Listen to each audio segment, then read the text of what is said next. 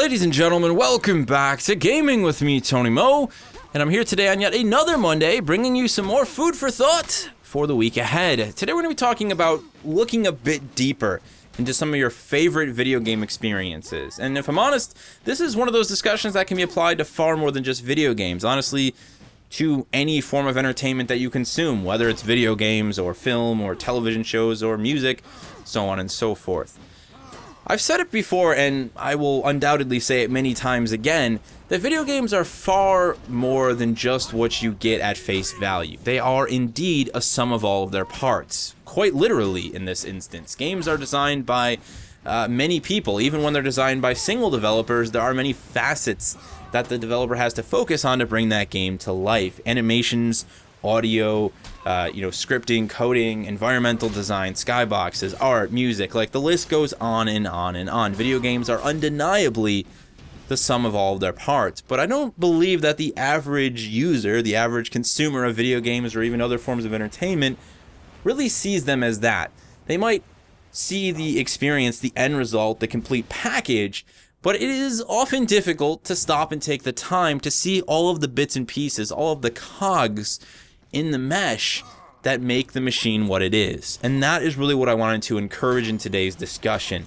One of the really great benefits of doing YouTube for the last 4+ years was finding myself far more interested in all of the nooks and crannies of some of my favorite games. In fact, I can still remember, well before I started doing YouTube, just kind of glowing and grinning over the lighting effects that Bungie had put into Halo 2's dual SMGs at the time. In fact, all the lighting effects in Halo 2, at least in my memory, were phenomenal for that era. I would stand in a corner with the dual SMGs and just blast them off and watch the lighting effects, watch how, the lighting from the rounds at the discharge actually lit up the SMGs themselves. Even going back is the N64. I remember specifically one of the alien weapons in Perfect Dark on N64 had a reload animation where you actually reloaded this tiny little gel orb into the side of the weapon. And I don't know how they did it back in the day of the N64, but they actually made it meld into the weapon like it was organic. So things like that, I guess for me, have always been in my mind, in my psyche. When I play games, I'm always willing to stop and just listen.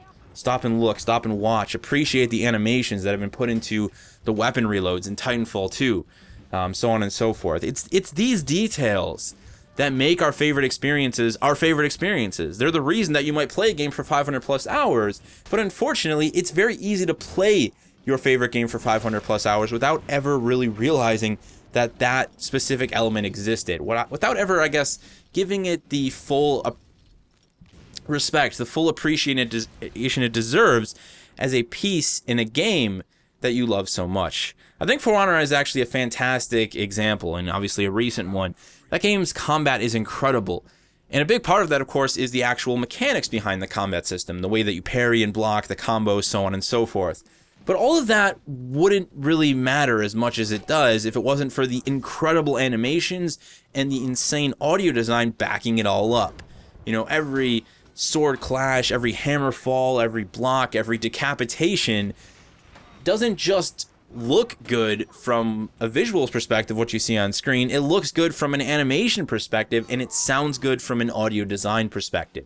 If those things didn't exist, if they weren't as well crafted as they are, there's no doubt that For Honor's combat system would be far less gratifying, far less satisfying than it is. The core combo system can always be there, but if it doesn't feel meaty, if it doesn't feel weighty, and if it doesn't sound weighty, then it's just not going to be. Fortunately, it is. The same can be said for everything you do in first person in Titanfall 2. I've always really been blown away by how Respawn managed to handle movement in Titanfall, both in the first game and in the second game, from a first person perspective. There was probably a point in time when people believed that you would never, ever be able to let someone even jump in a first-person shooter without it being completely disorientating and completely confusing to the player controlling the character. Yet here we are in Titanfall 2, running at incredible speeds on walls, sideways, jumping through the air backwards, scoping in and killing targets, then landing and sliding 50 feet across the ground while killing another target. Respawn really is, in my opinion, one of the masters of game feel, and Titanfall 2 is a really great example of that. And it goes further than just the first-person stuff. Obviously, the weapon animations, the sound design. You know, there's a very good reason that I chose to do sights and sounds for Titanfall 2. It's a spectacular game.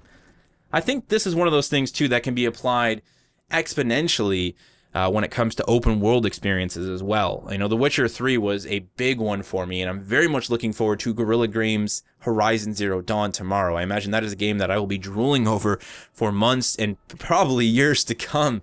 You know, really being able to stop and look at the skyboxes and the simple things like the textures and the bits and pieces of world design. There's just so much value behind looking deeper into some of your favorite games.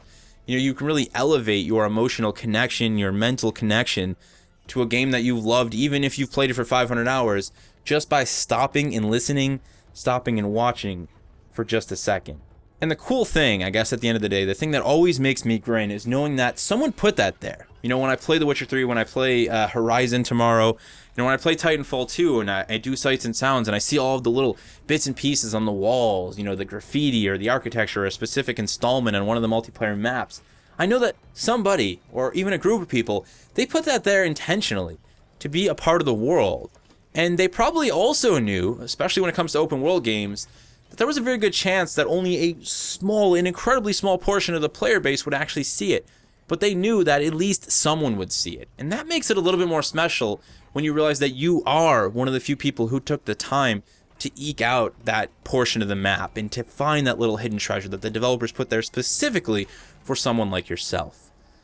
So there you have it, ladies and gentlemen, my food for thought for this week, a bit of encouragement for you guys to just look a bit deeper into the entertainment that you consume. Trust me, it is more than worth it at the end of the day. Think about what I said this week. I get back to working on that new closer, and I'll see you in the next one.